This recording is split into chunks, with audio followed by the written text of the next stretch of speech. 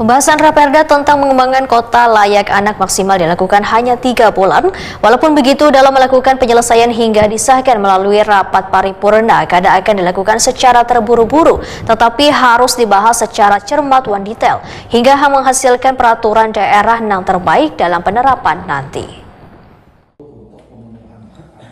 Pembahasan Raperda tentang pengembangan kota layak anak maksimal dilakukan hanya 3 bulan. Walaupun begitu, dalam melakukan penyelesaian hingga disahkannya melalui rapat paripurna, kadang akan dilakukan secara terburu-buru, tetapi harus dibahas secara cermat dan detail, hingga menghasilkan peraturan daerah yang terbaik dalam penerapan nanti. Ini disampaikan Ketua Pansus Raperda Pengembangan Kota Layak Anak, Husaini, Wetakwani Prima TV, usai rapat pembahasan bersama instansi terkait jelang tengah hari Rabu 11 Juni 2025. Politisi Partai Gerindra ini menyatakan anggota Pansus harus cermat melakukan pendekatan menyeluruh, mencakup seberatan aspek penting dalam pengembangan kota layak anak, mulai dari perlindungan anak, pendidikan, kesehatan, lingkungan, hingga partisipasi anak dalam pembangunan kota.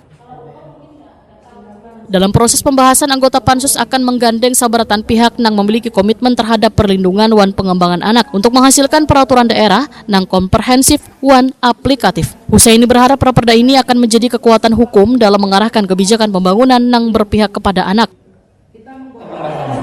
Kita diberi surat tugas oleh pimpinan, kan Pansus ini bekerja 3 bulan. Walaupun secara aturan maksimal 6 bulan dan bisa diperpanjang, tapi kita mudah-mudahan dalam 3 bulan bisa selesai, tapi tidak untuk artinya harus selesai buru-buru, tapi betul-betul hasilnya bisa menjadikan perda yang terbaik untuk penyelenggaraan kota layak anak. Kalau memang dibutuhkan harus perpanjangan supaya perdanya lebih bagus, ya kita perpanjang, tapi mengusahakan supaya bisa. Status Kota Layak Anak merupakan program nasional yang bertujuan menjamin pemenuhan hak dan perlindungan anak di tingkat daerah. Melalui peraturan daerah ini, Banjarmasin dapat memperkuat posisi dan peranannya dalam mewujudkan lingkungan yang aman, sehat, dan mendukung tumbuh kembang anak secara optimal.